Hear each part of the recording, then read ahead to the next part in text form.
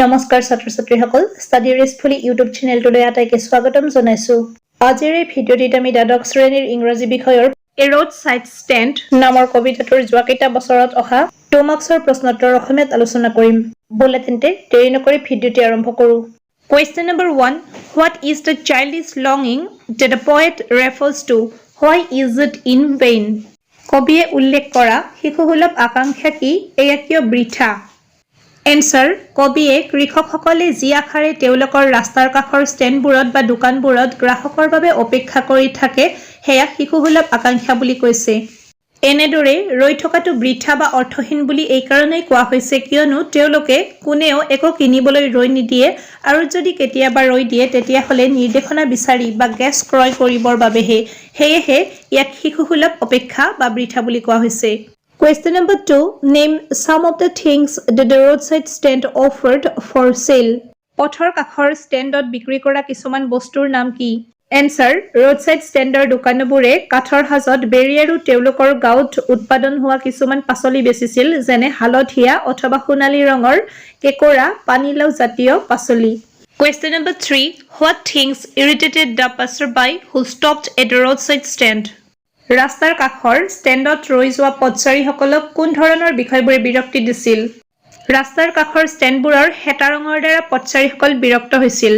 ষ্টেণ্ডটোৰ কলাহীন সজ্জা তেওঁলোকৰ চাৰিওফালৰ সৈতে অমিল আছিল আৰু ই দৃশ্যটোৰ মনোৰম সৌন্দৰ্য ধ্বংস কৰিছিল বুলি ভবা হৈছিল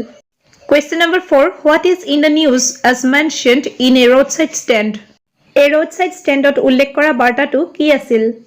Answer A roadside standত গাঁওখনত প্ৰচলিত বাৰ্তাটোৰ মতে গাঁওবাসীসকলক থিয়েটাৰ আৰু শ্বপিং মলৰ ওচৰত ঘৰ দিয়া হ'ব Question number 5 Why do the people running the roadside stand ask for some city money ৰাস্তাৰ কাষৰ ষ্টেণ্ড চলোৱা লোকসকলে কিয় চহৰৰ লোকৰ পৰা কিছু পইচা খটিব বিচাৰে Answer ৰাস্তাৰ কাষত ষ্টেণ্ড চলোৱা গ্ৰাম্য লোকসকল চহৰৰ লোকসকলৰ বিপৰীতে দৰিদ্ৰ আৰু বঞ্চিত তেওঁলোকে চহৰৰ লোকৰ পৰা ধন ঘটিব বিচাৰে যাতে তেওঁলোকেও সুখ আৰু সমৃদ্ধিৰে জীৱন যাপন কৰিব পাৰে Question number 6 Who will shoot the rural poor out of their wits and how গাঁৱৰ ভয়ত থকা লোকসকলক কোনে সান্তনা দিব আৰু কেনেদৰে দিব Answer গ্ৰাম্য বিবুদ্ধিত পৰা দৰিদ্ৰসকলক কিছুমান ধূৰ্ত আৰু স্বাৰ্থপৰ চহৰৰ লোকে সান্তনা দিব তেওঁলোকে তেওঁলোকৰ জীৱনৰ লগত খেল খেলিব আৰু ঠগাই টকা উপাৰ্জন কৰিব তেওঁলোক মাংসভোজী বন্য জন্তুৰ দৰে নিষ্ঠুৰ যিয়ে নিৰী গ্ৰাম্য লোকসকলৰ শান্তি আৰু টোপনি ধ্বংস কৰে Question number 7 Of all the 1000 selfish cars some stop there but not for buying something why do they stop there at all Answer হাজাৰ স্বাৰ্থপৰ গাড়ীত অহা লোকৰ কিছুমানে পাচলিৰ বিষয়ে সোধপোছ কৰিবলৈ ৰাস্তাৰ কাষত ৰৈছিল কিন্তু ইয়াক কিনাৰ ইচ্ছা তেওঁলোকৰ নাছিল কিছুমানে গাড়ী ঘূৰাবলৈ আনহাতে আন কিছুমানে কেৱল ৰাস্তাৰ সঠিক দিশ সুধিবলৈ ৰয় Question number 8 Who are referred as the flower of cities in a roadside stand A roadside standত কাক চহৰৰ ফুল বুলি কোৱা হয় Answer চহৰৰ ফুল হৈছে সেই সকল লোক যাৰ ওচৰত ধন আছে আৰু যাৰ পইচাৰে চহৰখন চলে যাতে তেওঁলোকে ডুব নাযায় আৰু দুৰ্ভিক্ষ নহয় 9th and the last question How did the traveler on the highway react to the roadside stand ৰাজপথত থকা যাত্ৰীসকলে ৰাস্তাৰ কাষৰ ষ্টেণ্ডৰ প্ৰতি কেনেদৰে প্ৰতিক্ৰিয়া প্ৰকাশ কৰিছিল